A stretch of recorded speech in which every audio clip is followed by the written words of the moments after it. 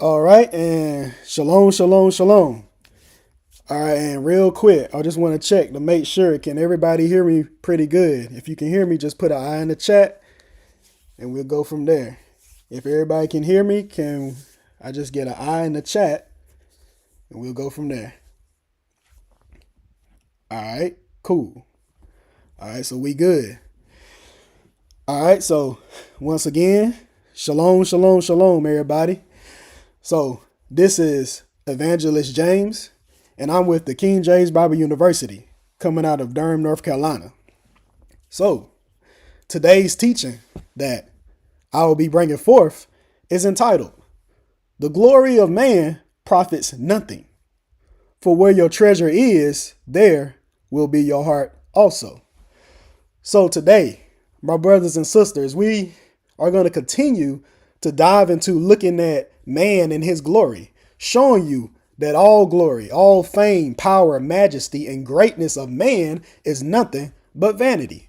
So all power, strength, and authority of man are all temporal things, and none of that will amount to anything in the end of this life, because it's just like a fading flower, which grows in its beauty, but once it reaches its limit and its span of life, eventually it fades away. See, this is why we even seen in last week's teaching that for man, which is us, our days are determined. These things have already been established since the day that we were all born into this world. We were given a death date. And the longer we live in this life, the more years that we have on our belt, the closer that we actually get to death. And this is something that we must understand is unavoidable, because no man, no flesh can escape death. No matter how hard man tries to do things and come up with these things and inventions to try to cheat death, no flesh will escape that day.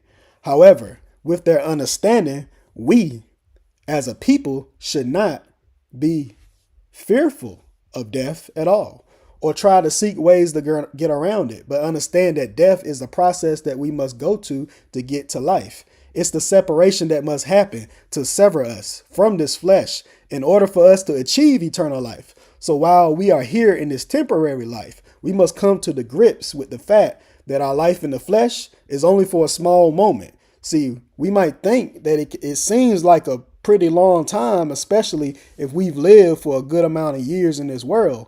But we have to understand it's still short, because one day with the Lord is just as 1,000 years. So our years in this life is nothing compared to eternity. So this life is short, but we are here preparing for an eternal place to go, which is either going to be the eternal kingdom of God or eternal death in the lake of fire. So based on what's in our hearts and what we are going to hold to will determine our eternal resting place in the end.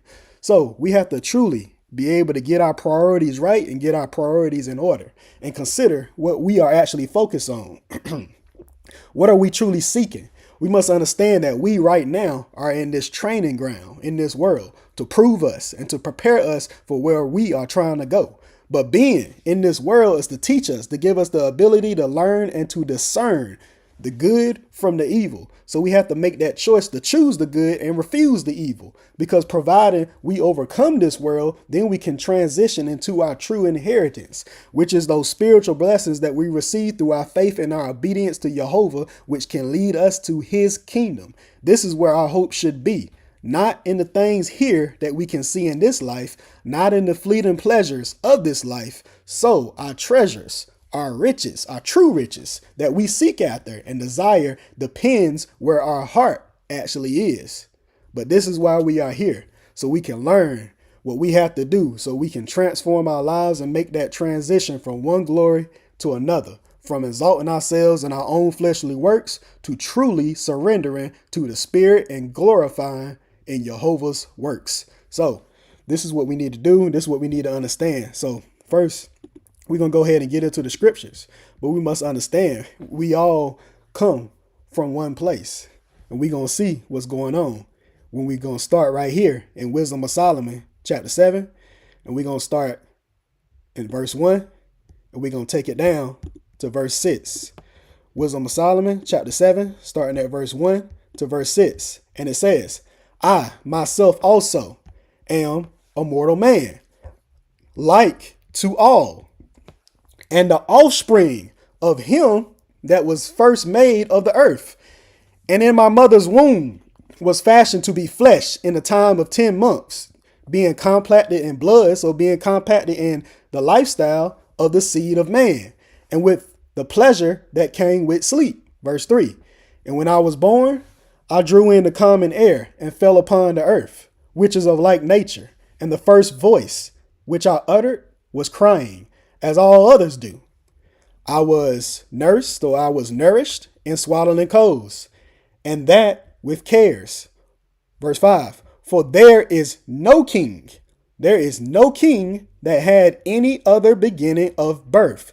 For all men have one entrance into life, and the like going out. So this right here shows us our mortal state of being, because all men, all flesh is subjected to this same principle. We all come into this world one way, and then the like going out, compacted in this blood, this lifestyle of the flesh. Why?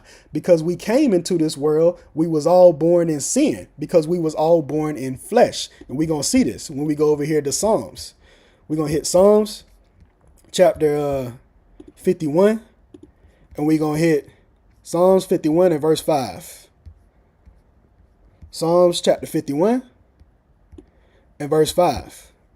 He tells us right here, it says, behold, remember, I was shapen in iniquity. So I was shapen in acts of sin, and in sin did my mother conceive me. And we're going to go to Romans.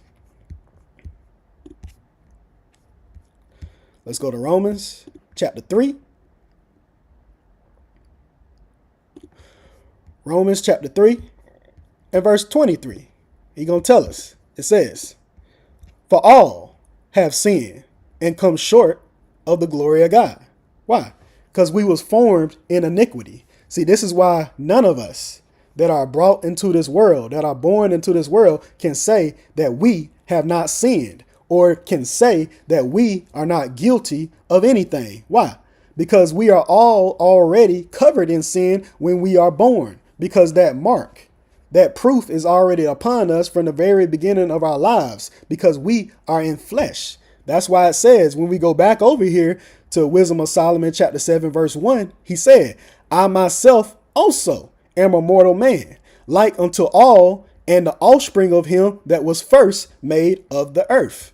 And we're going to see that because we come from Adam. And he's going to tell us about this when we go to 2nd Esdras.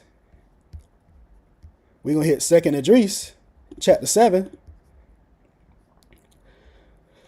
Let's hit 2nd Esdras chapter 7, and we're going to hit verse 48. He tell us. 2nd Esdras chapter 7, verse 48. And it says, O thou Adam, O thou mankind, what hast thou done? For though it was thou that sinned, thou art in your perfection and beauty not fallen alone, but we all that come of thee.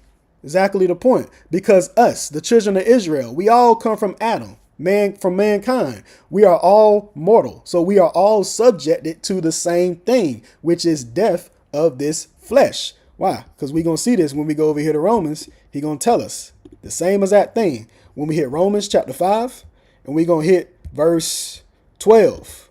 He tells us, Romans chapter 5, verse 12, and it says, wherefore, as by one man sin entered into the world, and death, separation by sin. And so death passeth upon all men, for that all have sinned. So again, because we all born into flesh. So there's no way to get around this. No man, no woman, no flesh had any other beginning of birth. We are all born into this world the same way, in flesh. This is why we constantly see that he keeps saying all. He's saying all men. We all. That's why you see it right here. But we all. Thou art not fallen alone, but we all come of thee. That's why he said, I myself am a mortal man, like unto all. You see it again right here. Wherefore, by one man sin entered into the world, and death by sin, so death passed upon all men, for all have sinned, because we all come in that same way. So nobody is exempt from this. But then you have people out here who like to glorify Jesus, who like to magnify and put Jesus on a certain level, or Yahushua, who was nothing but a man, who was nothing but a prophet of the Most High, born of a woman, with a father and with a mother, being a mortal man,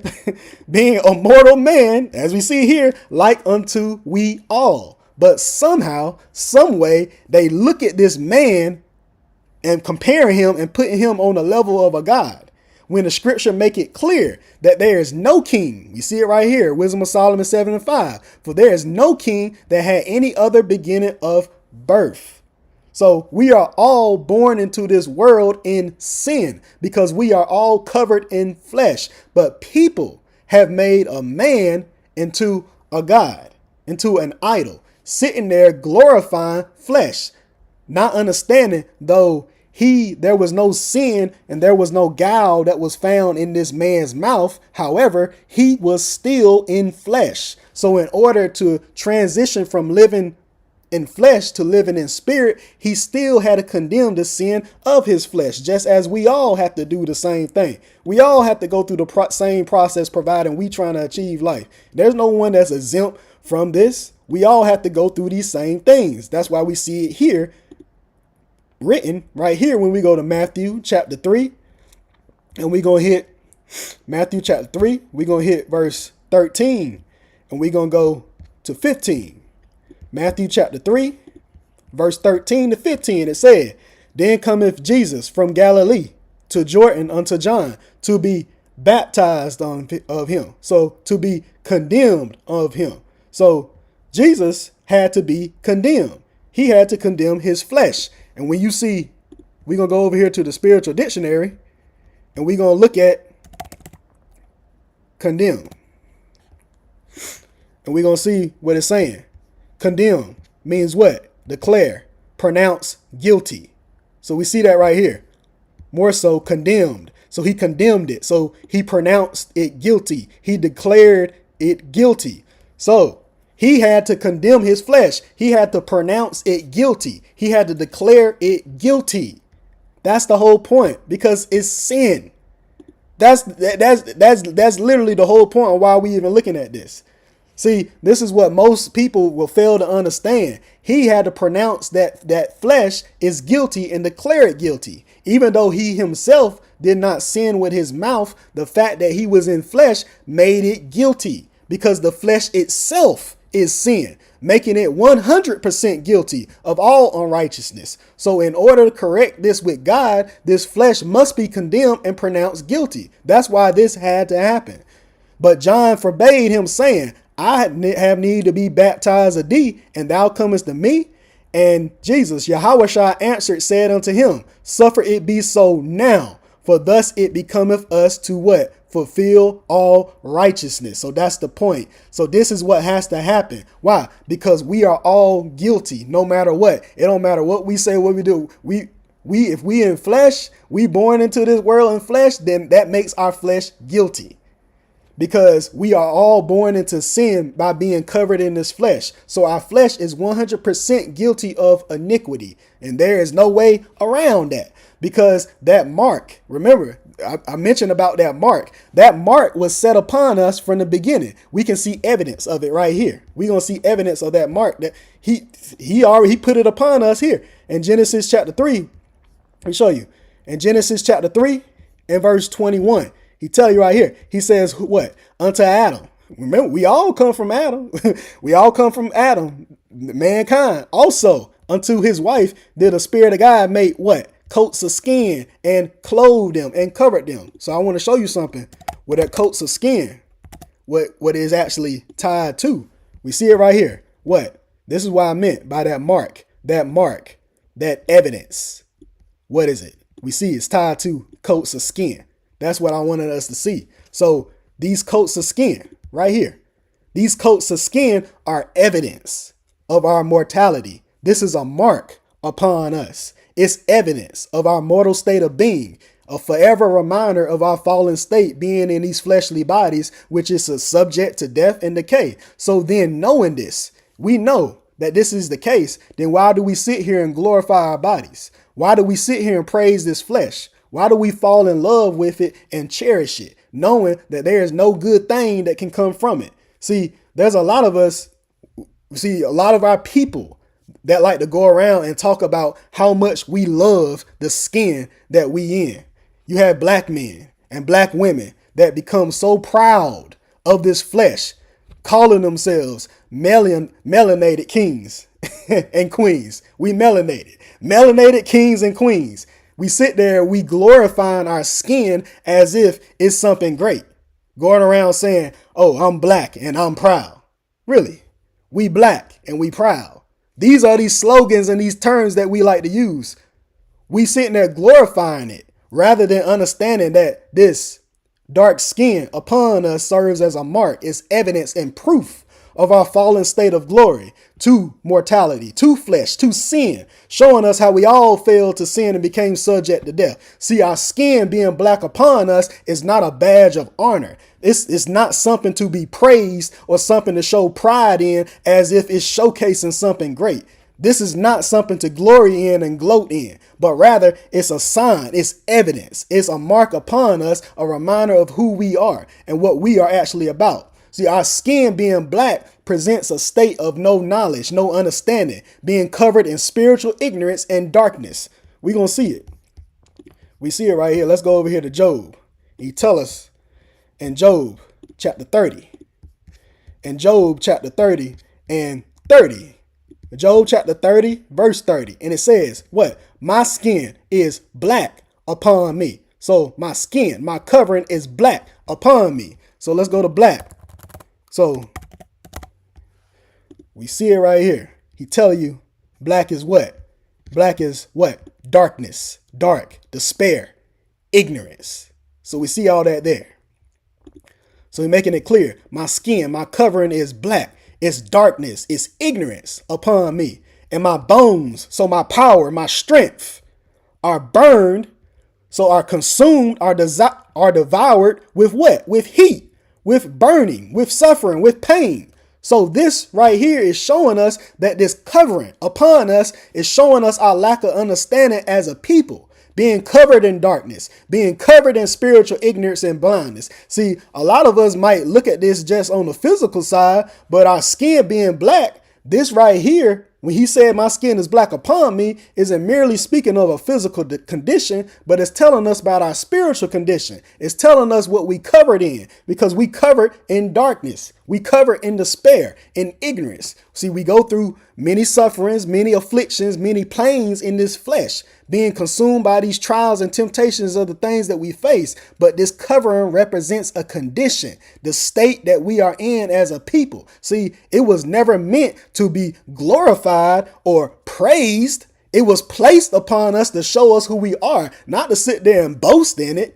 We like to sit there and go around talking about, black power, black pride, and all this craziness when we not even understanding why we in that in the first place. That's why he tell us right here when we go over here to Lamentation. In Lamentation chapter 5. Lamentation chapter 5, and we're going to hit verse 10. He tell you, he says, our skin was black like an oven because of the terrible famine. So because of that hunger, that want. Why? Because many of our people lack knowledge and lack understanding in Jehovah. How do we know this? It's evident. It's prevalent in us. You can look at our condition. Look at the state of mind that we are in. Look at you. We can see it look at the neighborhoods that we in. See, no matter where you go in the world, majority of our people are always going to be in the low income poverty neighborhoods. We always in a position of poverty, being destitute and being in need. See, this isn't merely something that just happened just because, but instead our physical state is actually a similitude of our spiritual condition as a people. We're going to see that. But let's go somewhere. We're going to go over here to Hosea. Let's go to Hosea real quick. We're going to go to Hosea chapter 4. Let's go to Hosea chapter 4. And we're going to hit verse 6 and verse 7. He tells us, he says, my people are destroyed, are consumed for a lack of knowledge. Why? Because we black. We ain't got no understanding. Because thou has rejected knowledge. I will also reject thee, that thou shalt be no priest to me. Seeing thou hast forgotten the law of thy God, I will also forget thy children, thy works. Verse 7. As they were increased, so they sinned against me. Therefore, will I change their glory? So he's saying, I'm going to change their power and their strength into what? Into shame, into dishonor, into disgrace. So we can see that we, our people, are destroyed for a lack of knowledge because we refused the knowledge of God, but instead exalted ourselves in our own pride. And that very act became our downfall. So this mark was placed upon us. These coats of skin showing us our sin, showing us our blind state of mind, showing us that we in darkness, showing us that we lack an understanding, showing us our shame and our lower state. Wow. He tells us more right here in Deuteronomy chapter 28. Let's go to Deuteronomy chapter 28 and verse 37. Deuteronomy chapter 28 and verse 37. He tells us right here. It says, and thou, he's talking to all of us, and thou shalt become an astonishment. So thou shalt become an amazement, a marvel. He said, a proverb, so similitude, and a byword, a disgrace among all nations, whither the Spirit of God shall lead thee. So he's making this clear as day unto us. See, this is why I said earlier that our physical state is actually a similitude of our spiritual condition that we are in. We are literally living, walking similitudes, because us being covered in this skin, being black, is a similitude of our fallen state as a people. Because in order for us to truly get this and understand what's going on with us, we have to be able to see it so we can get it. So these coats of skin upon us serves as a teaching tool for us to learn from. That's why this will always apply when we go over here to Romans. That's why this always applies when we look at Romans chapter 1 and verse 20. He tell you right here, it says, for the invisible things of him from the creation of the world are clearly seen, being understood by the things that are made, even his eternal power and Godhead, so that supreme authority, so that they are without excuse. So again, we don't have any excuse for anything, because we can clearly see what's going on. So us being placed in this skin is teaching us exactly what's going on with us eternally. Black, being stuck in the most poverty-stricken places, being at the bottom, being looked over and stigmatized by other people. These things happen physically, going through all these sufferings, afflictions, and pains. But all of that that goes on is showing us our spiritual condition as a people. See, our poverty shows us our lack of understanding, being destitute of Jehovah's spirit, lacking knowledge, lacking the nourishment and the substance that we need, being empty, void, and desolate, in despair, always having this feeling of hopelessness, sorrow, and anguish. Why? Because that is our spiritual condition, being black. So it doesn't make any sense for us being black people to praise the fact of us being black when we don't even understand why we black in the first place. See, he's showing us ourselves so we can see it, so we can learn from the things that we've done as a nation of people. But we too caught up into praising something that's cursed. It's guilty. This flesh is cursed. It's guilty. It's sin. We should be condemning it. But instead, we want to sit there and beautify it and exalt ourselves, bragging about us being black. We see it all the time. Boasting and bragging about us being black. It don't even make sense. And we put ourselves on pedestals saying, oh, we black kings and black queens, when we actually have been brought low to humble us and teach us. But we want to be lifted up in pride. This is why we stay in the condition that we in. So when people see us, people marvel at us. They look at us in amazement. Like, is this really them? Is this really the people? Hey, look at how we are. This is why this happens. That's why we see this over here in Lamentations. In Lamentations chapter 2. Lamentations chapter 2, he tells us, verse 15. Lamentations chapter 2, verse 15. It says, all that pass by and clap their hands at thee, they hiss and wag their head at the daughters, or the offspring of Jerusalem, saying, is this the city? Is this the people that men call the perfection of beauty, the joy of the whole earth? Exactly the point. Because we became that proverb and that byword in the presence of all nations. We seen that back in Deuteronomy. So when other people look at us, they sit there and say, oh, this can't be the people. Hey, this can't be them. Is this them for real? That's really them? They can see how we act and how we do things and then look at that like, really? Is this really the people? But the thing is, how can we blame them? How can we place blame towards anybody? Shoot, I wouldn't believe it either. Look at how we act as a whole when we sit there and we do everything contrary to Jehovah. See, we want to be like the world when we were supposed to be separated from the world. See, we glorify outward appearances, looking on our skin and taking that as beauty, not understanding that all of that is going to fade away. When the true beauty is supposed to be that spirit that's within. That's where our beauty supposed to lie. Not in our skin, but that spirit within us. But how do we exemplify that perfection of beauty? Is that what we're doing? How do we exemplify that joy of the whole earth? See, we are supposed to be a separated people, a peculiar treasure unto Jehovah, but we want to sit there and act like the world. We too busy trying to glorify ourselves. What we do? Every Sunday, we like to run up and down those church buildings, cutting the monkey, jumping up and down on the altars, passing out, crying, dancing, stomping, claiming we worshiping God. And then soon as we finish, soon as we leave from there, next thing you know, we raising hell every other day of the week. We like to sit there and get caught up in these fraternities and sororities, hopping and jumping all around the place. I was in it. I got caught up in it. But these are things we get into. But we glorifying that stuff. We quit to cuss people out.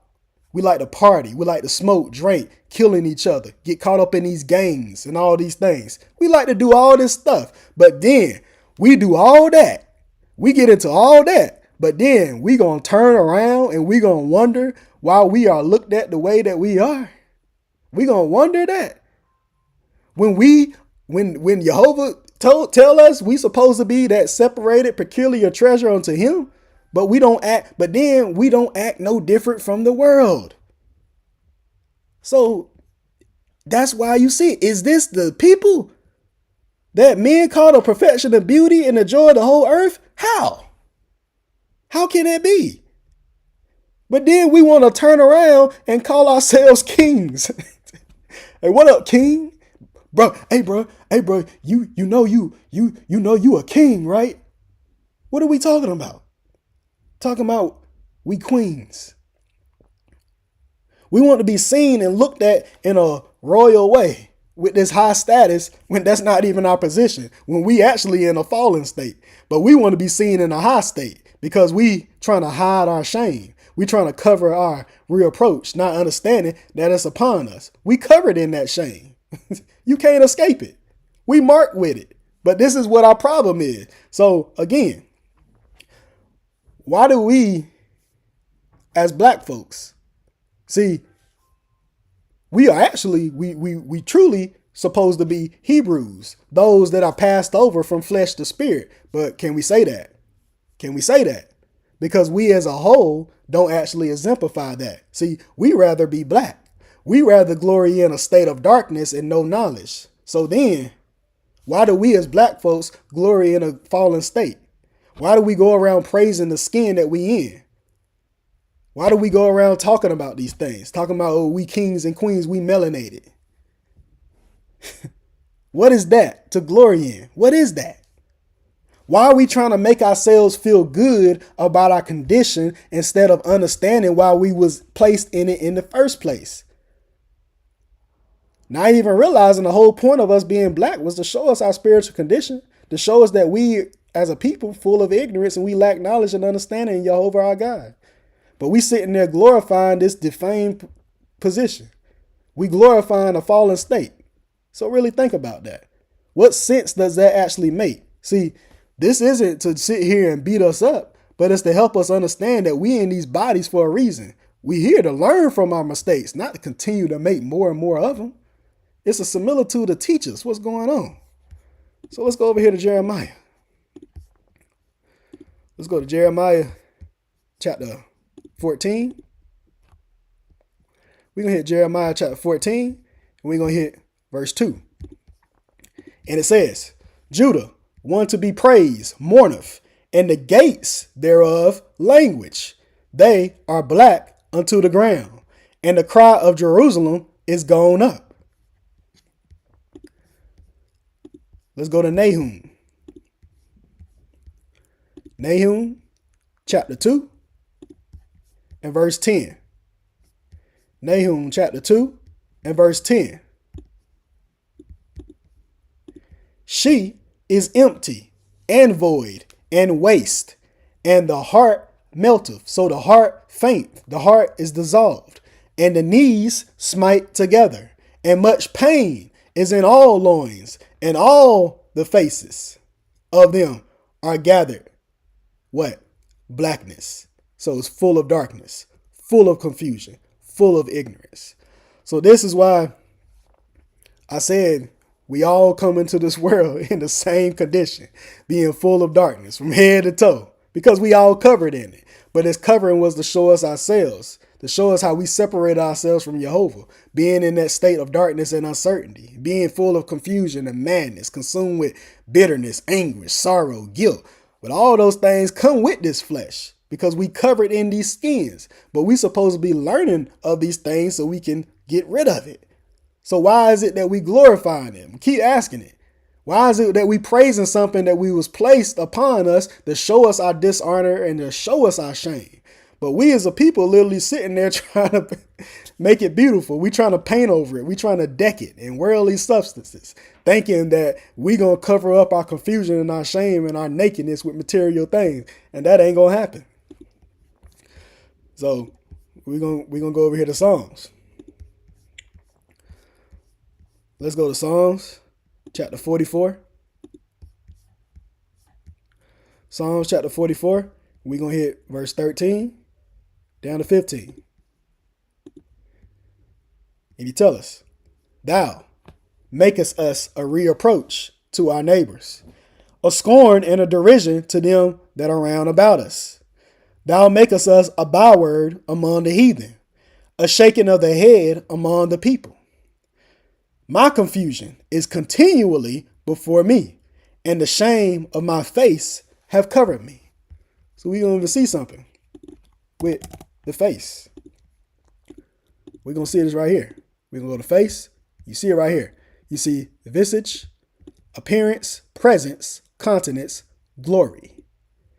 And then we see right here where it says key. This is for clarification. You see eternal glory, you got glory of JEHOVAH, but then you have what? Glory of men or man. So, our face, our glory, is shame. That's why he said, my confusion is continually before me, and the shame of my face, my countenance, my glory have covered me. Because we covered in it. We covered in shame. This is exactly what we covered in. We covered in shame and confusion, but that's our glory. We thinking it's something good, but it's actually, it actually don't make any sense. It don't amount to anything. But this is the things that we do. So let's go over here to Jeremiah chapter 7. And we're going to hit verse 19. He tells us, it says, do they provoke me to anger? Saith the Spirit of God. Do they not provoke themselves to what? The confusion of their own faces? Of their own glory? I mean, you gotta laugh from crying because it truly don't even make sense when JEHOVAH is telling us our confusion is of our own faces. So the glory of man, our glory is our shame. Our glory, our praise, our faces, our blackness and confusion. He put us in his bodies to recognize that these things so we can see ourselves, so we can understand what we've done and learn from our mistakes and get it right. But we trying to sink deeper and deeper into the abyss because we done fell in love with this flesh so much.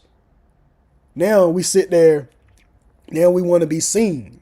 Now we want to be noticed. We want to be the center of attention. We fell in love with the very thing that was given to us to show us evidence of our sin, to show us our confusion, to show us our mortality, to show us our limitations and our frailty, to show us our face, to show us that our glory in this flesh is nothing but our own shame and our own confusion and disgrace, to show us that without JEHOVAH, we are nothing. But no matter what, we continue for whatever reason to try to lift ourselves up on high as if it's some great thing. He tell us something over here in Deuteronomy. In Deuteronomy chapter 32. In Deuteronomy chapter 32, we're going to hit verse 28 and verse 29. Deuteronomy chapter 32, verse 28 and verse 29. And it says, for they are a nation. They are a nation void, desolate of counsel, desolate of wisdom, desolate of instruction, desolate of purpose and guidance. Neither is there any understanding in them. Oh, that they were wise, that they understood this, that they would consider their latter end. So, do we consider this? Why don't we consider our end?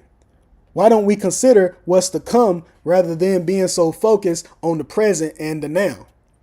See, being void, as he say here, a nation void of counsel. See, being void is that blackness, that state of desolation. It's empty, showing us the lacking of wisdom, the lacking of instruction, purpose, guidance, and direction.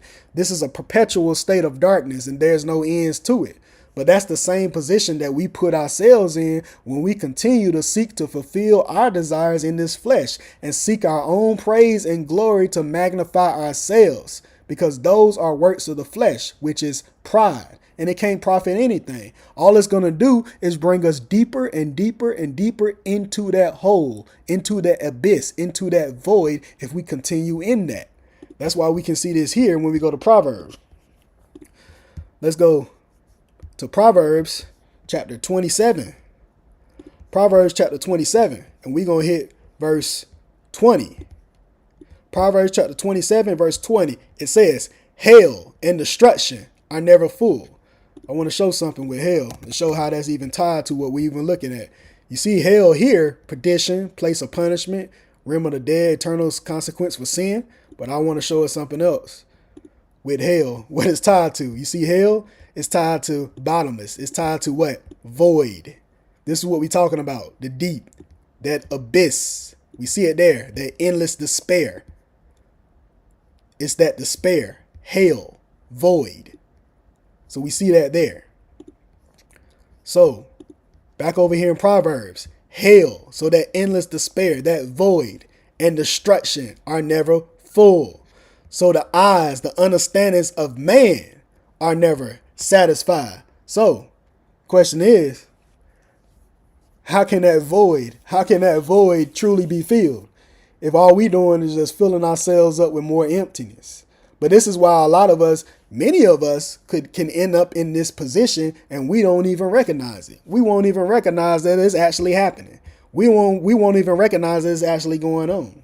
See, we'll end up in a state of want and being never satisfied with anything. See, we can even do this when we sit there and we seek recognition. See, when we seeking admiration and validation from people, when we seeking to be in these high statuses and have this high ranking positions in the world, we do that because we sitting there trying to fill a void within ourselves. And that's never going to be filled because we seeking to be glorified in this flesh. This is why we have the issues that we have. And that's why those issues are always going to be there. Because in our own understanding, we never going to be satisfied or content with anything. We always going to be seeking more of something. See, to the world, it might seem like a great thing to be exalted and lifted up on high and receive praise and admiration from men. But in reality, when we seeking that, all we really doing is keeping ourselves locked in a constant state of darkness and don't even know it. Because we focus on self. We focus on self-glory. When we already seen our glory. Our glory is our shame.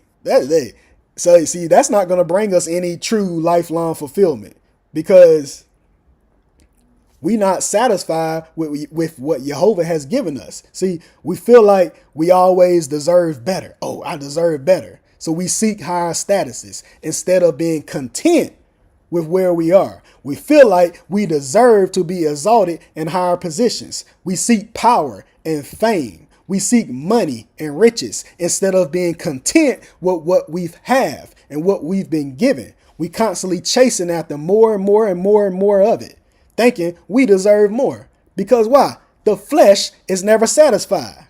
Flesh is never content. Flesh is never fulfilled. Flesh is never pleased. See, we always going to be complaining. We always going to be murmuring about something because of the position that we in. So what we going to do, we always going to try and do things to try to fill that void with our own understanding instead of being content with what JEHOVAH has granted us, which is the truth of God's word. See, that alone should be enough to satisfy us. But is it? See, that's what should keep us out of that state of confusion, being void of understanding, because JEHOVAH's word is light, and where the light is, the darkness cannot dwell. So if we are in the light, then we should not be in darkness. But if we finding ourselves in that place of darkness, then that is letting us know that we are not abiding in his word, but rather in our own understanding, based on what we seeking for our own selves. And that is seeking our own glory and not JEHOVAH's glory. When the word makes it clear unto us, when we go over here, to 1 Timothy. Let's go to 1 Timothy chapter 6. 1 Timothy chapter 6. And we're going to hit verse 8. 1 Timothy chapter 6 and verse 8. He tell you right here. He said, "And having food and raiment, let us be therewith content." So having food, so having this substance, this doctrine, this understanding, and raiment, and a covering, let us therewith be content. So why we can't be satisfied with that? Why can't we be satisfied with what JEHOVAH has given us? See, the main reason we lack and we begin to be in want and end up in that state of darkness is by choice, because we choose that.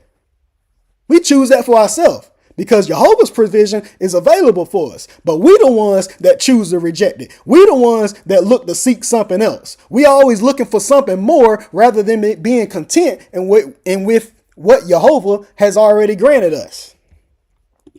That's why we can go right over here to Philippians. He tell us more over here in Philippians. Let's go to Philippians chapter 4. And we're going to hit verse 11. Philippians chapter 4 and verse 11. He tells us, he says, now, not that I speak in respect of one, for I have learned in whatsoever state I am therewith to be content, to be satisfied, to be pleased, to be fulfilled. So guess what? It shouldn't matter what state or condition that we in. Providing we have food and raiment, providing we have substance and that covering, why are we tripping? What are we tripping over? Why are we not content? Why are we not satisfied? Why are we not appeased? See, but this is exactly what our issue is as a people. See, instead of being content with the substance that is granted unto us from God, we feel like that ain't good enough for us. We always seeking something more. See, we look at the positions that we in. Then we look at other people and feel like if they in a better position that we are, we feel like we should be in a better position. Now we start complaining. Now we start comparing ourselves with others. And as soon as we do that, we're leaning to our own understanding. Why? Because we're not satisfied. We're looking at others. Instead of being grateful for what has been given unto us, we got food, we got raiment. But again, that's not enough for us. That is not enough. Because we not content. We not satisfied. We ain't grateful. We ain't pleased. Because we seeking to fill that void in our heart with something else. And we can't. That desire that we have in our flesh is not going to be satisfied because we always going to be looking at something else. That's how we got ourselves in the position that we in today. We wasn't satisfied with the knowledge, the wisdom, and understanding that JEHOVAH granted us. Why? Because we saw something that we thought was better. We felt like we deserved more than that. We deserve better. Oh, we deserve more. That same mindset led us into that void. That led us into being empty and desolate. So this is the point that we all have to understand. You cannot fill a void with carnal understanding, with your own reasoning or material substances and worldly riches. Because no matter what, you're always going to be seeking more of something. Because the flesh cannot be fulfilled. Because the ways of the flesh is in darkness. The flesh isn't a void. It's in darkness. We're going to see something. Let's go over here to Ecclesiasticus chapter 11. Ecclesiasticus chapter 11, or Sirach chapter 11 and verse 16. He tell you right here. It says, error and darkness had their beginning together with sinners. Those transgressors, those of us who want to live according to our flesh, and evil shall wax old with them that what? That glory therein. He telling it to us. So this is the point. See, the world seeks this fame, this power, this status, this reputation, this renown, this admiration, and this wealth. However, being driven by any of these things is actually showing you one who is consumed in darkness. See, on the surface, to carnal eyes, it might seem great, but in reality, it's actually showing you that endless state of vanity that we are digging a hole for ourselves in.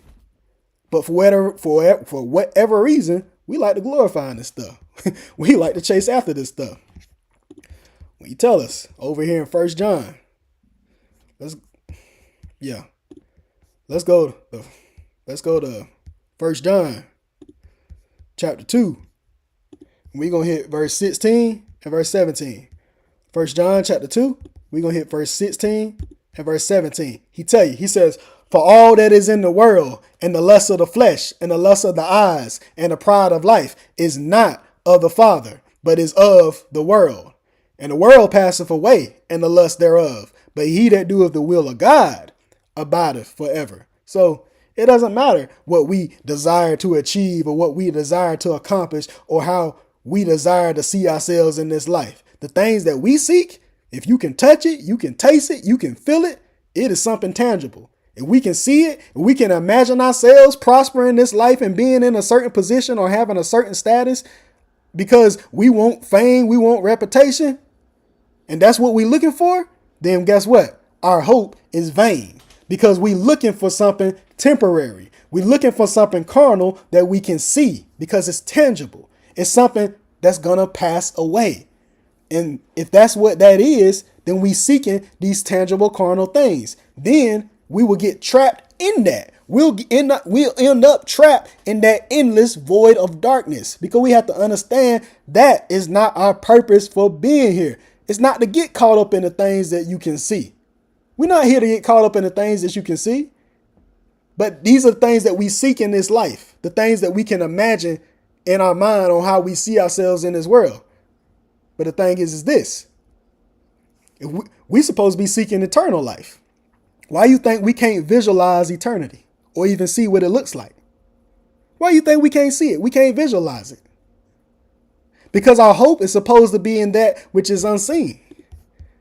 That's why he tells us that when we go over here to Romans. Let's go to Romans chapter 8. Let's go to Romans chapter 8 and verse 24.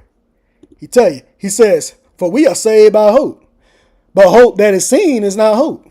Exactly the point. For what a man seeth, why do he yet hope for? See, asking us the question. If we can see it, if you can see it, if you can visualize it, you see it, then why are we hoping for it? If we can see ourselves being exalted, we can see ourselves being glorified, we can see ourselves being praised and receiving all these riches and vain things of this life, or any fleshly desire of anything that we ever wanted or what we imagine and dream of, why do we hope for it? You can see it. It's vain. So why are we hoping for it? You can see it. So if we hope for those things that are seen, then our hope is vain, because our hope, our desire, and our expectation should be in heavenly things, which is unseen. But this is why we need faith. That's why he tells us this in Hebrews. Hebrews chapter 11 and verse 1. He says, now faith is the substance of things hoped for, the evidence of things not seen. So everything is based on faith. So then everything that we would do, our works, would be based on the faith that we actually have in JEHOVAH, in the things to come. None of the things that we see going on in this life. See, we wouldn't be sitting here worrying about this life and how we can build ourselves up to be in a certain position in this world. We wouldn't even be concerned about that. We wouldn't even be concerned about building an image for ourselves in this world. We wouldn't be worried about that. We would be focused on being in the image of God and being his servant, being content in the things that are given unto us from him. So again, regardless of what state or condition that we are in, we shouldn't be troubled, because then we will be operating on faith and not faith, not in the things that we can see in this world. But many of us, no matter what, are always going to seek carnal things. We always going to be driven by our own desires that we have for ourselves and seek ways on how to please our flesh. But then guess what? We ain't never going to be satisfied, because it's going to go right back over here to Proverbs 27 and 20. Hell and destruction are never full, so the understandings of man are never satisfied. Why? Because we're going to be stuck in that endless void of confusion and destruction and perdition. That's what it's going to lead us to. We ain't never going to be satisfied. And every time we do that, we choosing to put ourselves right back in darkness. We choosing to place ourselves right back in that void. We choosing to place ourselves in that bottomless pit of despair and sorrow. Because what we trying to do? We trying to fill emptiness with emptiness. Meaning you trying to fill where you lacking with your own understanding. With our own understanding, our own reasoning and thought process is what put us in that position in the first place. So if it didn't do nothing for us before, so what is going to do for us now? So it go right back to the original point on how we even got over here. Then Deuteronomy chapter 32 and verse 28 and 29 again. It says, for we, this is us. For we are a nation, a people, void, desolate of counsel. Neither is there any understanding in them. Oh, that they were wise, that they understood this, that they will consider their latter end. That's all he's asking us to do, to consider, to examine it, to ponder it. But we can't do that. So to truly consider why we are actually in the position that we in and what our end is going to be if we don't get it right. See, a lot of us will still look at our condition as punishment. And it's not that. It's not that. We look at the position that we in as punishment and suffering, when our condition isn't a mere punishment for disobedience, but it serves as a chastening to discipline us, to instruct us, being an opportunity for learning and growth. That's what it's for. See, we'll tend to look at our trials just as mere hardships and challenging times, instead of looking at them as opportunities to exemplify our faith in God. Instead of looking at them as the very thing to purge that draws from us. So it's not to destroy us, but it's to refine us. But we'll look at it as just hardship. Then we'll get discouraged in our faith, and then we want to throw in the towel. We want to give up. And that's mainly due to a lack of counsel, to a lack of wisdom and understanding the purpose behind these things. We can't do that. We can't get caught in that position. See, we were given these coats of skin. It's showing us evidence of our mortality, being covered in sin, showing us what we've done, being consumed in darkness, confusion, and blindness of heart. See, that should have been the moment of our realization that we realized that we truly needed Jehovah, that we needed that help me, that we need him right now. See, it wasn't for us to try to fill that void with other things here in this life, in this world, to try to find some temporary happiness. It wasn't for that. It was an opportunity for us to learn, develop, and grow in understanding of the ways of God, so we can truly find that true joy, which is to delight in his way. But the issue is we found ourselves in a constant cycle of trying to fill this void in our hearts with carnal things. But why do we do this? Why do we sit there and we seek these temporary fixes over eternal promises? I want to show you a visual of what that looked like. Why do we do this right here? We sit there. We done been broken down. We got all these cracks in us. These are these vessels, these bodies. But we sit there and we want to put a Band-Aid over our issues. Instead of looking at it and recognizing it for what it really is, we want to sit there and we want to cover it up. We want to keep trying to put a temporary fix on it. We want to put something temporary over it, thinking that it's going to keep it together, when all it's going to do is just break again.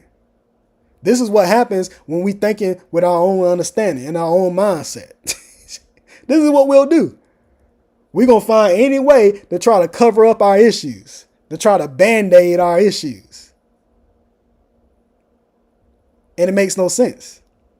Because all it's going to do is take us through that same cycle again.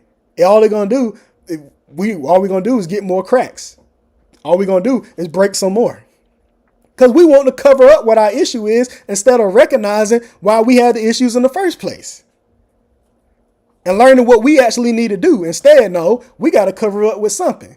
We got to make ourselves feel good about something. We got to find some type of temporary happiness to satisfy ourselves. But then guess what? Next thing, all that's going to do, we just going to be in the same state that we was in before. Again. But this is what happens. This is what happens. And this is why we can have so much of the issue if we don't learn how to get this right. So let's go over here. We're going to go over here to 2nd Address.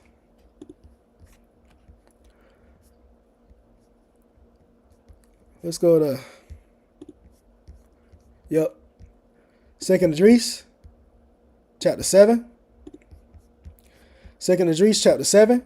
And we're going to hit verse 54. 2nd Address, chapter 7, verse 54, down to 56. 2nd Address, chapter 7, verse 54, down to 56. It says, for we have lived in unpleasant places, and the faces of them which have used abstinence shall shine above the stars, whereas our faces shall be blacker than darkness. For while we lived and committed iniquity, these acts of sin, we considered not that we should begin to suffer for it after death. So after the separation. And this is exactly what is going to happen. But that's why he said, That's why he told us over here. We're going to go back to 2nd Idris, but I just want to go back over here real quick to Deuteronomy 32. Deuteronomy 32:29. That's why he told us. He said, oh, that they were wise, that they understood this, that they will consider their latter end. That's why he tells us. For while we live and commit iniquity, we consider not that we should begin to suffer for it after death. See, a lot of us in this world, we don't consider that just because we sit there, we can get the things that we want here, and we can live lavish and live prosperous lives now. In the end of that, it's not going to profit anything. See, you have men, they can be sitting there having a desire to have multiple wives. Oh, I want to have multiple wives. I want to experience what it could be like to be with this person, get with that person, jumping from this person, jumping from this person. Oh, I want to be a money chaser. I want to make thousands and thousands of dollars. I want to be able to eat these things that I want. I want to eat pork. I want to eat crabs and shrimp. I want to party. I want to get drunk. I want to smoke. I want to have all my fun. I want to live my life to the fullest. See, anything that we can think of that's contrary to God. See, we could do all those things and we could live in all those ways and live out our entire lives to the full with no issues. But then do not consider that for all of that, we're going to have to pay for all of that in the end. We got to pay for all of that later for an eternity. So what does it profit? What are we going to truly gain from just getting that little temporary satisfaction from whatever it is that we want to do in this life that we know we shouldn't be doing? See, those things that come to our mind that our flesh desire. What profit is it if we're going to live in that and get that temporary pleasure just to have to pay for all that in the end in eternity? What profit is that? But this is what a lot of us will do. See, a lot of our people, because we lack understanding, because we still trying to fill that void with something that's of the world, with the world's provision, instead of Jehovah's provision. See, this is something that we've always done because it ain't nothing new under the sun. We can see it. This is something we've always done this. So that's why we can see this when we go over here to Exodus chapter 14. And we're going to hit verse 11 and verse 12. Exodus chapter 14, verse 11, verse 12. And it says, and they said unto Moses, because there was no graves in Egypt, there was no graves in the house of bondage. Hast thou taken us away to die in the wilderness? Wherefore hast thou dealt thus with us to carry us forth out of Egypt? Is not this the word that we did tell thee in Egypt in bondage, saying, let us alone, that we may serve the Egyptians, that we can serve these people in bondage? For it had been better for us to serve the Egyptians than that we should die in the wilderness. So this is what we are talking about. See, we sitting there void of understanding, walking in darkness, because see, we rather serve flesh, being glorified of being in bondage and living in the confusion of this world, rather than dying from those ways. See, we don't want to be separated from bondage. We want to stay in it. But this is what we do. That's why we even see this right here when we go over here to Numbers chapter 11. Numbers chapter 11, and we're going to hit verse 5 and verse 6. He tells us, it says, we remember the fish. So we remember those teachers, which we did learn of freely in Egypt, in the house of bondage freely. The cucumbers, so the struggles, and the melons, so the works of the people, and the leeks, those past comforts, and the onions that we are sitting there struggling with faith, and the garlic, that bitterness. So we see that these are the things that we try to fill that void in our hearts with. We try to glorify these things. These are all works of the ground. These are all works of the flesh. But we like to fill ourselves with these temporary satisfactions that seem pleasing only because they please in our fleshly desires. But then we actually remaining empty within because our spirit is actually lacking the nourishment that it needs to survive. So we reject the spiritual substance for temporary pleasures. This is what we do all the time. He tell us in verse 6, now our soul is dried away, and therefore is nothing at all, besides this manna, besides this knowledge of God before our eyes, before our understandings. See, this is the thing. I have a question. How many of us right now, we find ourselves in these past comforts, when we truly know that the only true comfort is going to come from the wisdom given unto us from JEHOVAH, finding joy, comfort, and peace in his way? But how many of us, when we sit there, we get down, we get sorrowful, we get heavy in our heart? How many of us find ourselves resorting back to the past comforts of the things that we was into before that never actually brought us any fulfillment? But we still go back and seek it anyways. How many of us actually do that? See, how many of us actually find ourselves going back to our old works, picking back up our old ways and old habits that we were supposed to have left behind? We still finding ourselves struggling to do the right thing. We still struggling with the same issues that we were supposed to left behind when we came out of bondage. How many of us find ourselves doing that? We still going after the same things. See, when we doing that, we sitting there trying to fill a void with something temporary. We're trying to put the Band-Aid on the issue. And that's seeking our own glory and our own carnal desires. That's the point we need to understand. Because we seeking to satisfy ourselves in what we want to do. And that's not seeking the glory of God. That's seeking to glory in our own flesh. Because we putting our fleshly desires over JEHOVAH's desire. And automatically, we end up going backwards and not forward. See, we end up finding ourselves in things that we were supposed to have left behind when we was in bondage to the flesh. But then we start finding out that these same things start popping right back up again. And we never truly got rid of it. And you know why? Because our desires never left Egypt. See, we might have physically walked away from things, but then our heart, our desires are still there. Because we go back to it. We go right back to doing the same things that we was doing before because we never left. So if we continue to live like that, then what do we think is going to be the outcome for us after this life expires? This is why we need to consider what's going on. So what we need is temperance. We need self-control.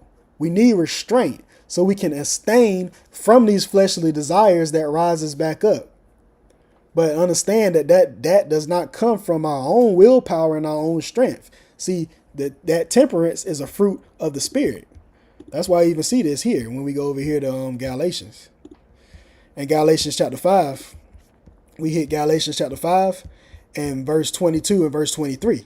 He says, but the fruit of the Spirit is love, joy, peace, long-suffering, gentleness, goodness, faith, meekness, temperance. Against such there is no law.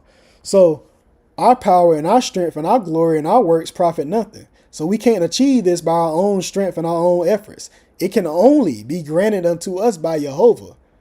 But our faith has to be in him and not in our own selves. Because then, if we truly trust in him, then that darkness in us can be turned to light. So that's why when we get back over here to 2 Esdras chapter 7, 2 Esdras chapter 7 and verse 55, again, we see it. It says, and that the faces of them which have used abstinence shall shine above the stars. So we want to see what abstinence is. He tells right here, this is why I went there, temperance. That's the whole point why it was brought up. Temperance, restraint, abstinence, self-control, fruit of the Spirit. So that's what we need. We need temperance. We need self-control. We need a sound mind. Because with that, then our face can shine. instead of being in darkness. So we can even look at Moses as an example of this to see what was actually going on. So let's go over here to Exodus. Let's go to Exodus chapter 34. And we're going to hit verse 29 and verse 30. Exodus chapter 34, verse 29 and verse 30. And it says, "And it came to pass when Moses came down from Mount Sinai with the 2 tables of testimony in Moses' hand, when he came down from the mount, that Moses wist not that the skin of his face shone while he talked with him. And when Aaron and all the children of Israel saw Moses, behold," remember, "the skin of his face shone, and they were afraid to come nigh to him." So the skin of Moses' face shone. So it wasn't black. People might, what you mean it wasn't black? Meaning he wasn't covered in darkness. See, this isn't a mere physical appearance. This was his spiritual covering, his spiritual condition. He was covered in Jehovah's spirit, in that light, being illuminated in the spiritual wisdom granted unto him from God. Why? Because we can see this right here when we go over here to Ecclesiastes. We're going to see something when we go to Ecclesiastes chapter 8. Ecclesiastes chapter 8, and we're going to hit verse 1. He tells us, he says, "Who is as a wise man, and who knoweth the interpretation of a thing?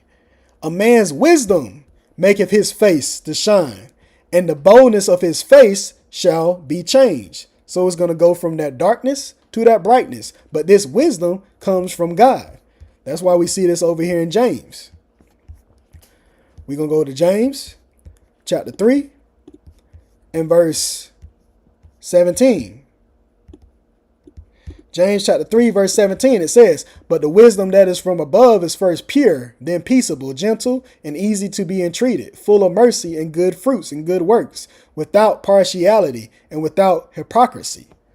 So this is what maketh a man's face to shine, because now you're not seeking your own glory or glorifying in your own works, because we know man's glory is in darkness, but Jehovah's glory is light. So if his light shines upon us, then we are no longer walking in darkness and glorying in this flesh, trying to fill an empty void with carnal desires. Now we have submitted ourselves to Jehovah's will, shining in his light, so he can fill us up with his power and his strength and rest in his spirit upon us. Now he is the one being glorified in the body, not us seeking to glorify our own selves. And we are now reflecting that same image. So when we get back over here to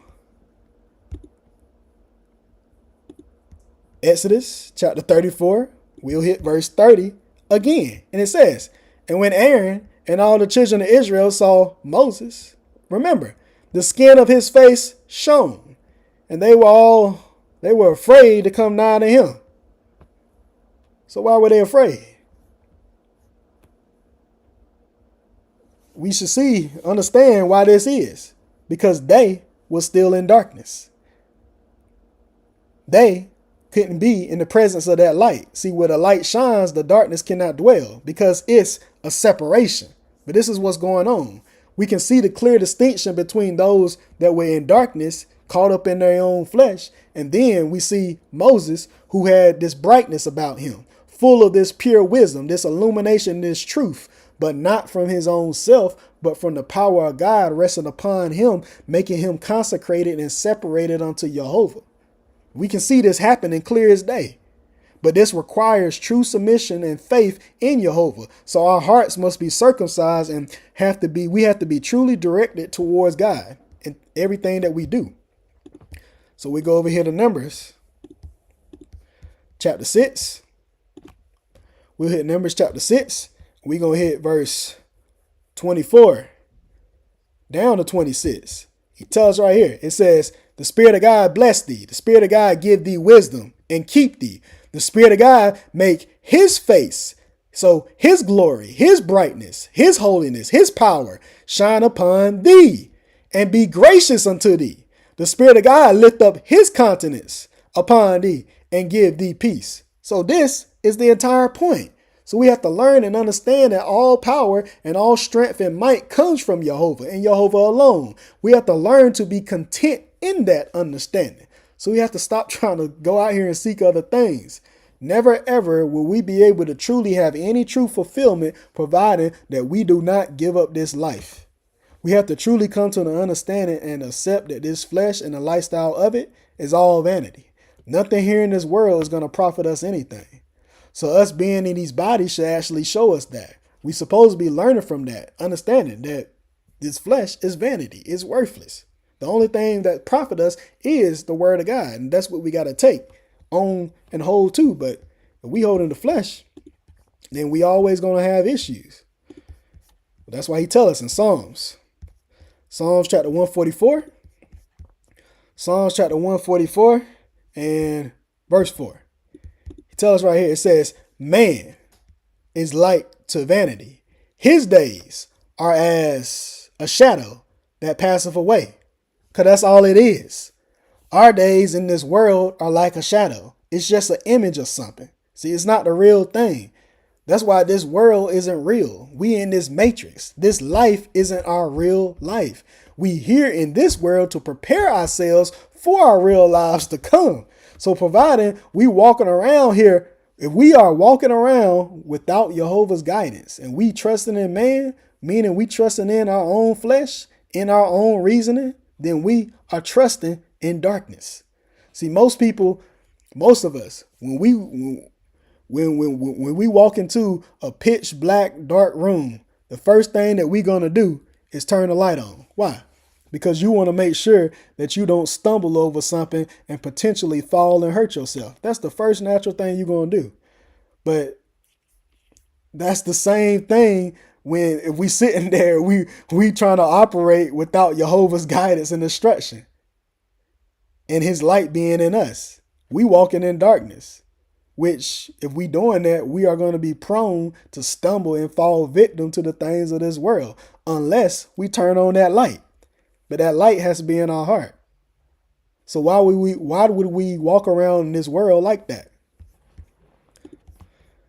Let's go over here to John. Let's go to John chapter 11. John chapter 11, we're going to hit verse 9 and verse 10. John chapter 11, verse 9 and verse 10. It says, Yahweh shall answer, are there not 12 hours in the day? If any man, any male or female walk in the day, he stumbleth not, because he seeth the light of this world. Watch this. But if a man, a male or female live in the night, so if he live in confusion, if he live in disobedience and darkness, he stumbleth, because there is no light in him. So there's no truth, there's no wisdom, there's no purity in him. See, a lot of us will even stumble in the daytime because we trust in the things that we can see, because our hope is in vanity. But in the night, we shouldn't stumble because we don't need physical eyes to see. We shouldn't need physical eyes to see. All we need is that truth, that illumination in our heart from Jehovah's guidance to direct us, because then we walking by faith and not by the things that we can see. That's why he tells us this when we go over here to 2 Corinthians. 2 Corinthians chapter 5. He tells us in 2 Corinthians chapter 5, verse 7. He says, for we walk by faith, not by sight. So then we are not living based on the things that we can see, but we living by faith. So we don't need eyes to see. We need truth. We need wisdom. We need spiritual guidance and direction to understand what's going on. This is why Jehovah even tells us this when we go over here to Psalms. Yep. Psalms chapter 119. Psalms chapter 119. And we're going to hit verse 105. Psalms chapter 119 and verse 105. Thy word is a lamp unto my feet and a light unto my path. So we see it right there. That word, that's the lamp unto our desires. That's the light unto our path. The word is what's going to light our path, not what we can see, but what's given unto us, what's in our heart. We have to follow the word, not what we physically see. So let's go to Proverbs.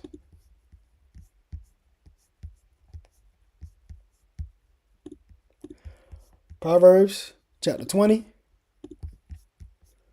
We're going to hit verse 24. And it says, man's goings are of the Spirit of God. How can a man then understand his own way? Exactly the point. It don't even make sense. But if we try to understand our own way and direct our own path, then we are always going to stumble. So in any instance or any circumstance or matter that comes up, if any of us, we found ourselves stumbling or wavering or swaying, then we have to consider, are we truly walking in the light or are we walking in darkness? Are we trusting our eyes or are we trusting what JEHOVAH has put in our heart, which is his law, his light? So are we seeking our own glory or JEHOVAH's glory? So when we find ourselves in these situations in life that come up and we tend to stumble and fall, we have to consider everything. We have to consider how we react to these things. Consider the decisions we make and the choices that we make. Then question yourself, are these things that we doing and the actions that we taking, do they align with one who walks by faith without physical sight? Or do they align with one who needs to physically see where he going next? So we just think about that. These are the things we need to think about. But back to the original point, we have to remember that man's way, man's glory is nothing but vanity. We'll see this again. Back in Psalms chapter 144 and verse 4, it says, man is like unto vanity, and his days are as a shadow that passeth away. Because it's all going to pass away. It's all like a fading flower. It's all vanity. No matter how beautiful our flesh is or how beautiful we believe our time in this life is, it's all going to fade. So we cannot get lifted up in the stuff here, because once we get lifted up in our pride, that's exactly how we get done in. That's why we can see this here in Isaiah. Let's go to Isaiah. Isaiah chapter 28. We're going to hit verse 1 down to 3. Isaiah chapter 28, verse 1 down to 3. And it says, woe to the crown of pride. So to the glory and honor of pride, of arrogancy. To the drunkards. So to the ones that stumble of Ephraim. So this fruitful place. Whose glorious beauty is as a fading flower. Exactly the point. Because it's all going to pass away. Which are on the head of the fat valleys. So this abundant, this prosperous, this plentiful valley. Of them that are overcome with wine. This faith, this blessings, this joy. So this right here just goes to show how pride and arrogancy can shut everything down for us. Because we'll sit there and get lifted up in our own pride because of that abundance and prosperity that we've been given. We'll get prideful in that. Now we're going to think that we all this and all that, and forgetting the fact that JEHOVAH is the one that give us the ability to become prosperous. So all glory goes back to him. But what ends up happening to us, once we done got all this fruitfulness and this abundance and these blessings, now we uplift ourselves in pride. Now we put ourselves on high. And that is the easiest way for us to get brought down and crushed. And we go verse 2, he tells us, behold, remember, the Lord the Creator have a mighty and strong one, which as a tempest, so this spirit of hell, so this spirit of judgment and a destroying storm, as comparing a flood of mighty waters overflowing, shall cast down to the earth with the hand. The crown of pride, the drunkard, so the ones that stumble of Ephraim in that fruitful place shall be trodden down, shall be crushed under feet. See, this is what happens. This is what we'll get hit with. This mighty judgment that can come down upon us because we get uplifted in our own pride. See, instead of being content and remaining humble, that's why we even brought that up earlier. Instead of being content and remaining humble in the things that we've been given, we get puffed up in that abundance. See, what our problem is, as soon as we begin to prosper, we don't know how to act. We start boasting in it. We start lifting up the head, not realizing when you start doing that, we actually about to start to stumble in darkness. Because now instead of glorifying JEHOVAH, we glorifying ourselves. Now we finna get tricked up. And guess what? All that glory, all that pomp, all that boasting, all that arrogance, all of that gonna get crushed. It ain't gonna last. It's all gonna fade away. So our beauty, our glory, all of it is gonna fade. It's gonna perish. And best believe, if we exalt it in pride, JEHOVAH will bring his swift judgment upon any of us that choose to live in that way. And that goes for any of us, including myself. Because we all held to this. Because in the end, the only thing that will stand is the word of God. Anything, any vainglory of man is complete in utter worthlessness and will not profit nor be able to stand in the end. So we shouldn't be operating in that way at any time. So now let's go over here to Psalms. We're going to hit Psalms chapter 39. Psalms 39 and verse 6. Tell you, he says, surely every man walketh in a vain show. Why? Because flesh trusts in what flesh can see and what's in front of us. Surely they are disquieted, so they are troubled, they are disturbed in vain. He heapeth up riches and knoweth not who shall gather them. Because we worried about temporary things when we can't even take none of these things with us when we pass on from this life. See, we came into this world naked and we're going to leave this world naked. So while we worry about how much stuff we can heap up in this life, then once we dead, that stuff going to be meaningless. We can't even take none of that stuff with us. There's no reason for us to even be worried about that. That's why we see this here in Ecclesiastes chapter 5 and verse 15. He says, as he came forth of his mother's womb, naked shall he return to go as he came, and shall not take nothing of his labor. We ain't going to take nothing of his work, of your striving, of our service, which he may carry away in his hand, in his power. So none of these things, none of these physical works that we do or accomplish in this life, none of these things can be taken away with us when we pass on.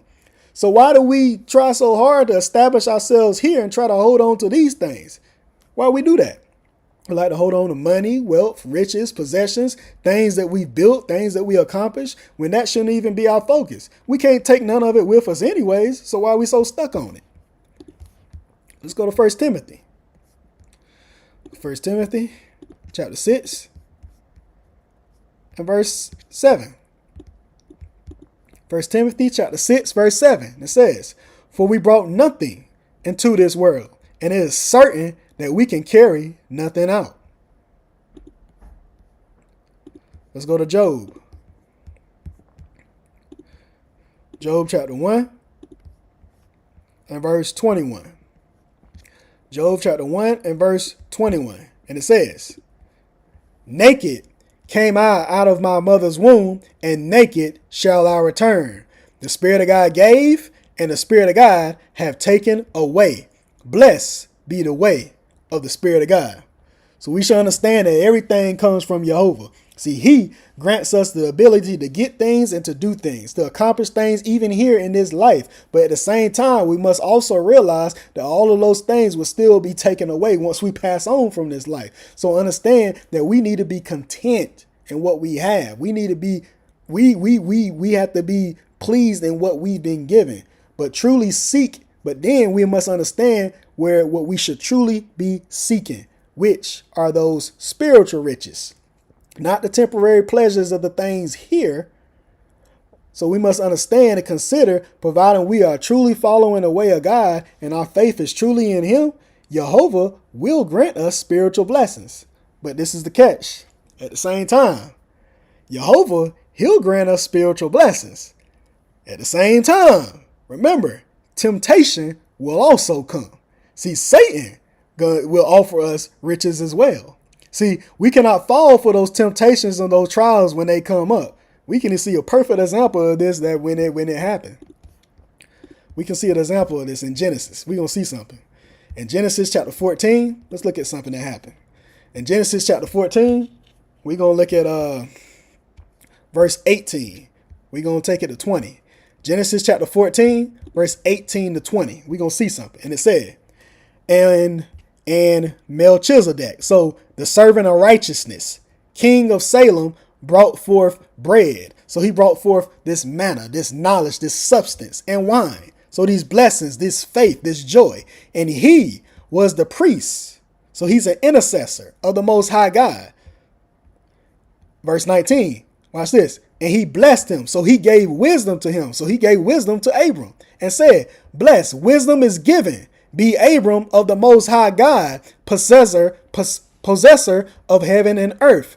And blessed be the Most High God, which had delivered thy enemies into thine hand, to thy power. And he gave him tithes of all. So these portions, this increase, we can even see how this lines right with here, based on what he was given.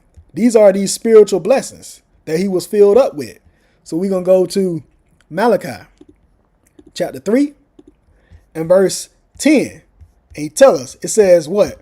Bring ye all the tithes. So bring ye all these portions, this increase, into the storehouse, that there may be meat, doctrine in mine house.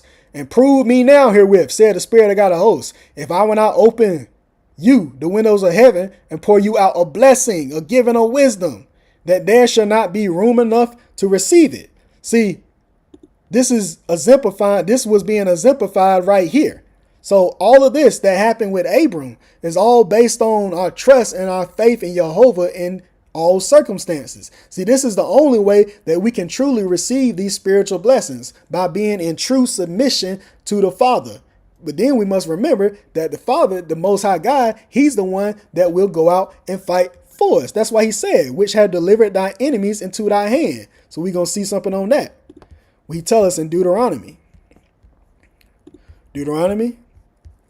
chapter 20 and verse 4. He tell you, it says, for the Spirit of God, your guide, is he that goeth with you to fight for you against your enemies to save you. Then we're going to hit chapter 21 and verse 10. He tell you, it says, when thou goest forth to war against thy enemies, and the Spirit of God, thy God, had delivered them into thy hands, thou hast taken them captive. See, Jehovah is the one who grants us strength and power over our enemies, which our enemies is these works of the flesh, to have power over this flesh, bringing those things into captivity. But it's not through our own carnal efforts or works that's doing anything. Everything is based on our faith in Jehovah, and he's going to grant us everything that we need. So this is what happened with Abram. But that's why I said we can receive these spiritual blessings, as these blessings was brought unto Abram by the servant of righteousness. He brought forth this knowledge and this faith and these blessings unto Abram, and he gave him tithes of all. But at the same time, right after that, as soon as Abram received this, the king of Sodom immediately tries to offer him his goods, showing you this temptation that comes from Satan. This is what I'm talking about. In verse 21, we see it right here.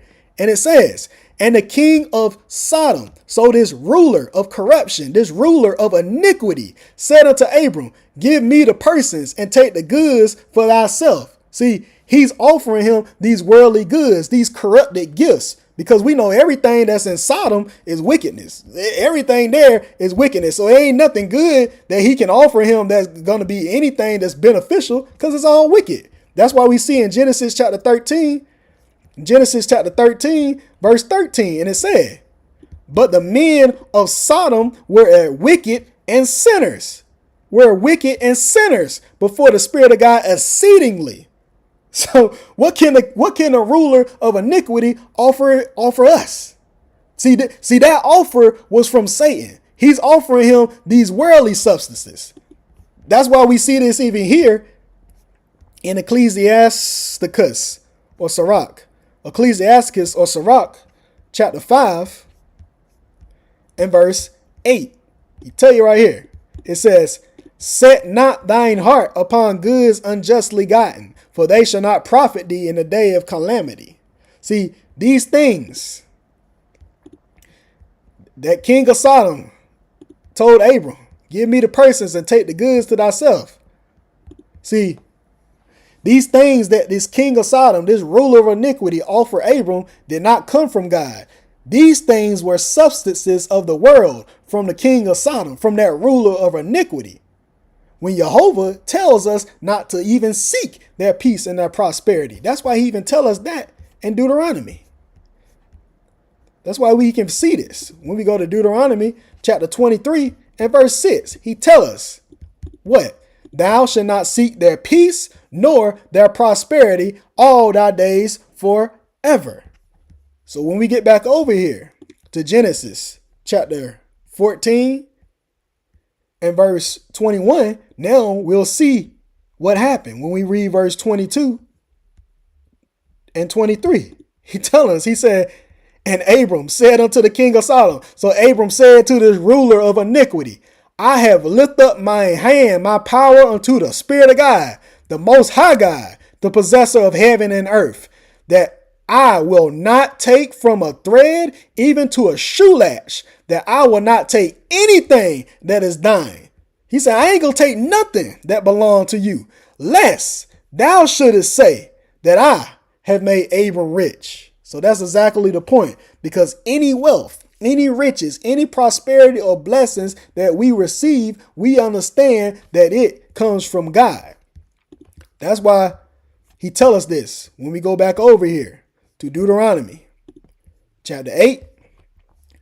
Deuteronomy chapter 8 and verse 18. This is something we have to remember. He tells us, but thou shalt remember the Spirit of God thy guide, for it is he that giveth thee power to get wealth, that he may establish his covenant, which he swore to his fathers as it is this day. So we can't forget this. It's Jehovah that giveth us power to get wealth, these spiritual riches, not these rulers of iniquity. That's why he said, I'm not going to take anything from you, lest thou shouldest say, I have made Abram rich. So we can't forget this. We have to keep this in mind, that all of our substances and provisions should come from Jehovah, that he has granted us. And that is the only provision that we need to depend on, not from any other source or from any other carnal temporal thing. So let's hit verse 24. Genesis chapter 14, verse 24. And it said, save only that which the young men have eaten, have learned, and the portion of the men which went with me, Anar, Eshcol, and Mamre, let them take their portion. So true riches and wealth comes from our faith that we have in Jehovah, and he will bless us and make us rich in spiritual blessings, not in temporary carnal substances from unjust riches that Satan will try to offer us. So we can't waver in our faith even when we face with these temptations. We have to hold to what we know to be true and serve Jehovah no matter what, just as Abram. That's why we can see this here in Genesis chapter 15 and verse 6. He tells us, he says, and he believed in the Spirit of God. That's the key. He believed in the Spirit of God, and he counted it to him for righteousness. This is the key in everything. Abram never wavered on his faith, exemplifying true faith in Jehovah. He had faith in the unforeseen, and this is what all of us need to have to be able to follow Jehovah blindly. Righteousness is from our faith in Jehovah, by our works from our faith in what we cannot see, not in the things that we can see in this life, but being steadfast and patient, awaiting the blessings from God. This is why Abram did not accept the substances and goods from the king of Sodom, from this ruler of iniquity, because the treasure that he sought was in God, spiritual riches, not the corruptible things of this world. That's why you see this here when we go over here to Matthew.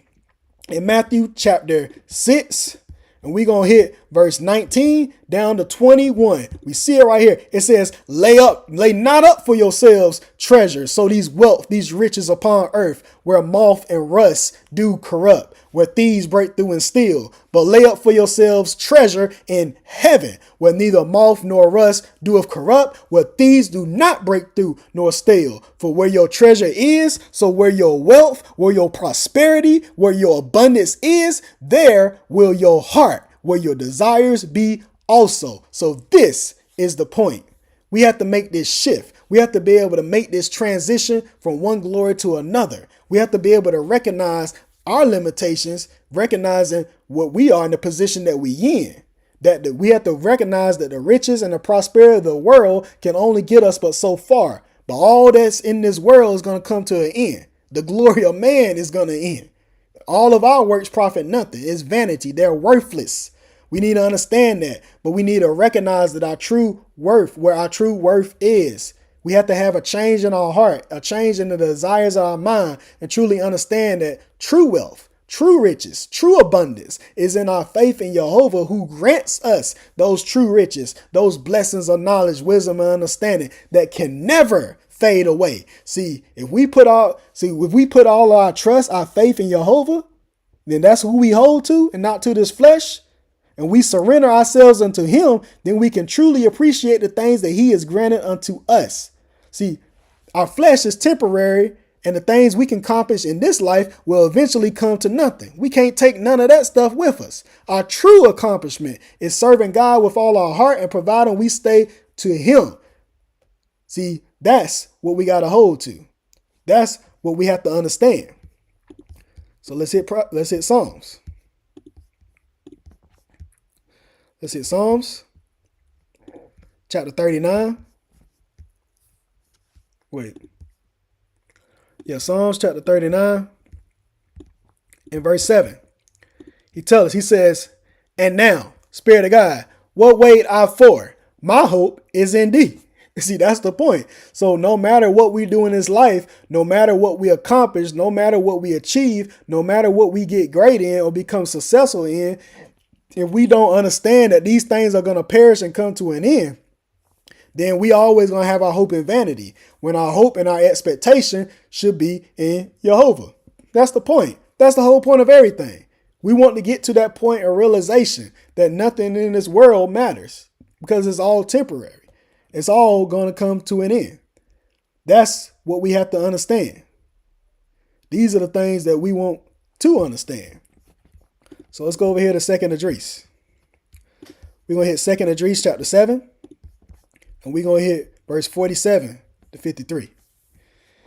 2nd Esdras chapter 7. Verse. Let me see. 2nd Esdras chapter 7. Where am I at?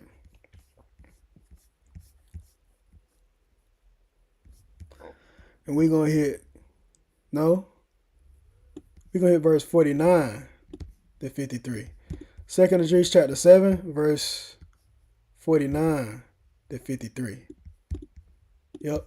2nd Esdras chapter 7, verse 49 to 53. And it says, for what profit is it unto us if there be promised us an immortal time, wherein we have done the works that bring death? And that there is promised us an everlasting hope, whereas ourselves, being most wicked, are made vain. And that there are laid up for us dwellings of health and safety, whereas we have lived wickedly. And that the glory of the Most High is kept to defend them which have led a weary life, whereas we have walked in the most wicked ways of all. And that there should be showed a paradise whose works endure forever, wherein is security and medicine, since we shall not enter into it. So what profit is it?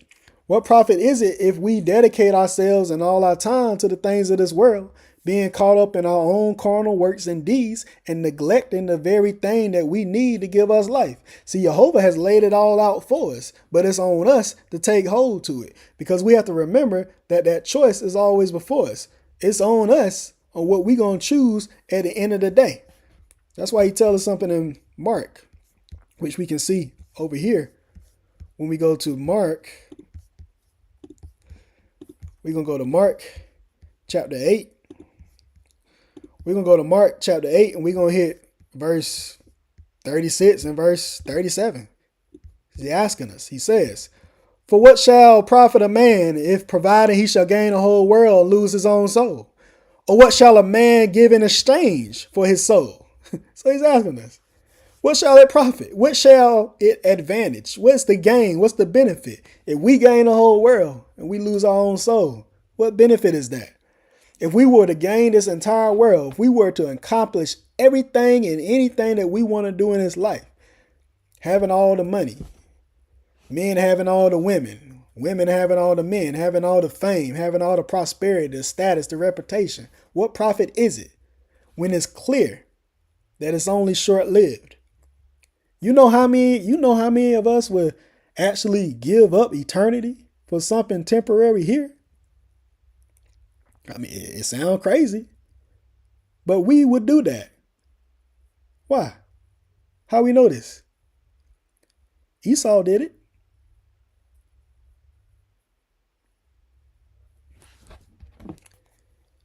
He did it.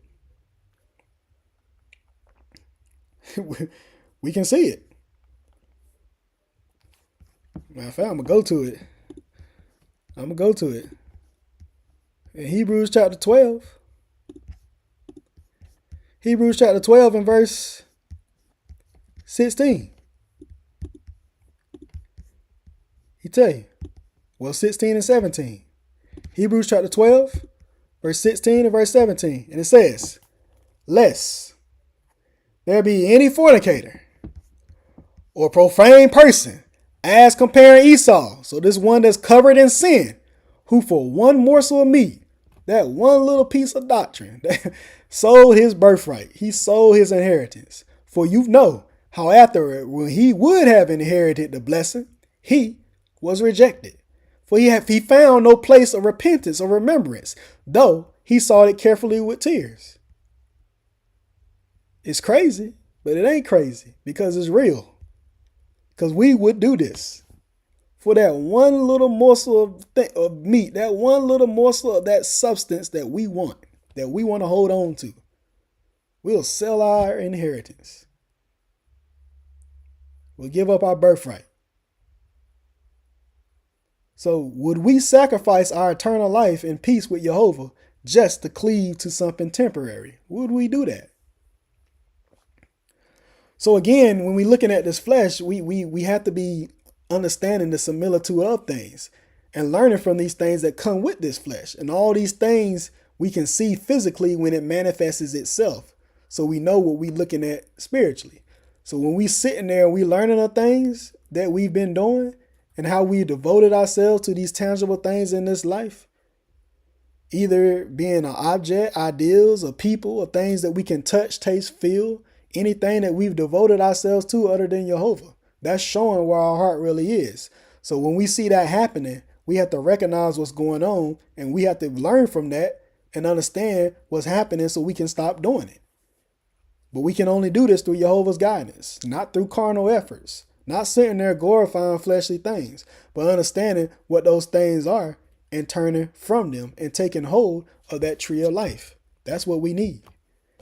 And that's what we got to hold to. So now, we're going to go over here. So we have to understand that Jehovah, he's given us an opportunity to learn. He's given us chance to get it right. Chance after chance to get it right. So, but we have to understand that and we are on a time limit. See, none of us know how much time that we actually got left in this world. We don't even know if we even going to live to see the next day or the next hour or the next minute.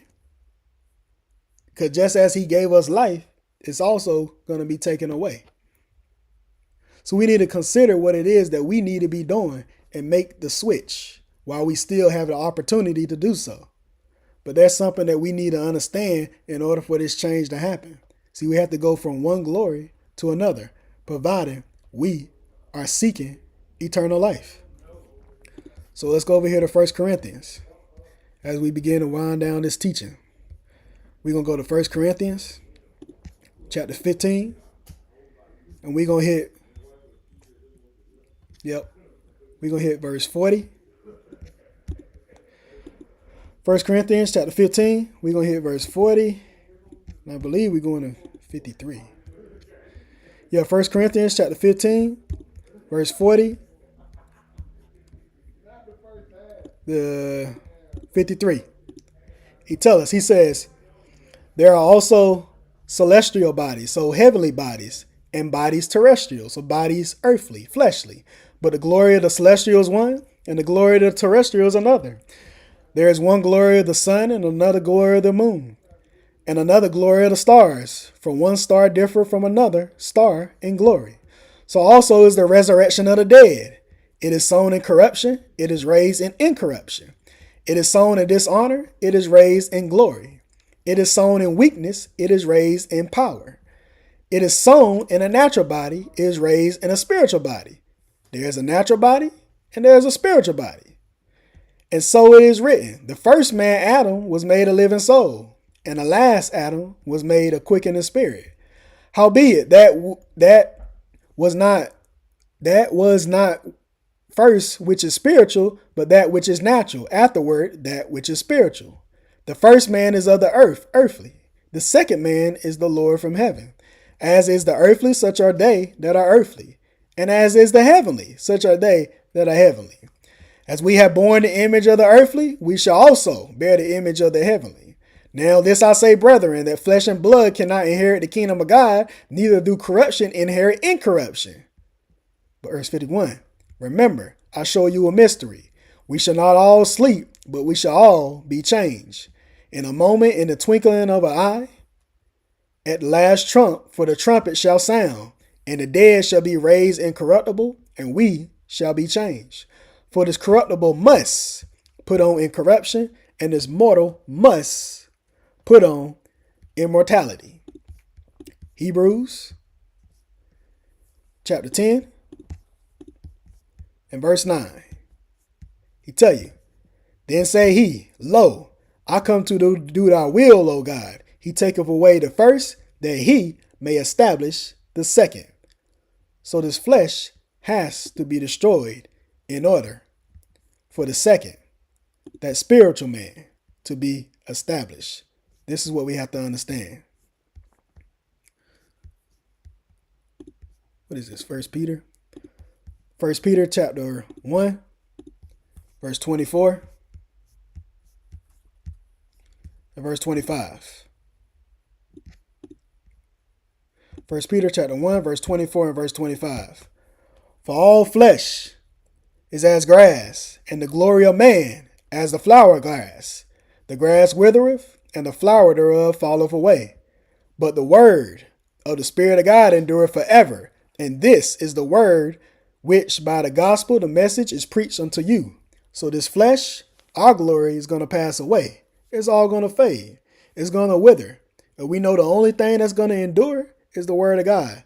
But the catch is, we have to be joined to that word. It has to be in our hearts, in our desire. Because if our spirit is joined unto JEHOVAH, then when he goes back to the Father, we can then appear with him. As he tells us in Colossians chapter 3, verse 1 down to 4. And it says, if providing you be risen with Christ, seek those things which are above, where Christ sitteth upon the right hand, the righteous power of God. Set your affections on things above and not on things on the earth. For you are dead, and your life is hid with Christ in God, because we should be dead to the flesh, living in Christ. When Christ, who is our life, shall appear, then shall ye also appear with him in glory. Sirach, chapter 37, and verse 25. And we just have to keep this in mind as we continue to move forward. Sirach chapter 37, verse 25, and it says, the days of the life of man may be numbered. So the days of the life of flesh may be numbered. But the days of Israel, so the spirit, JEHOVAH's servants, are innumerable. So We need to take this with us, and we need to consider this. See, our days in this world, in this flesh, are numbered. The glory of flesh is numbered because it's going to come to an end. All those things are going to come to an end. And this has already been determined. It's already been established. But the days of Israel, the days of Jehovah's servants, those who glorify in the Spirit of God, those days are innumerable. Those days are everlasting. They are eternal. They have no end. They are forever. So, with that, hopefully, we got some understanding in this teaching and understand what is it that we need to be doing and what we need to understand. So, with that, we're going to go ahead and close out this teaching. You know, I like to appreciate everyone for coming out and tuning in to this lesson, you know, with me at Durham, North Carolina, King James Bible University channel. This was Evangelist James with the King James Bible University. And I would like to say, Shalom.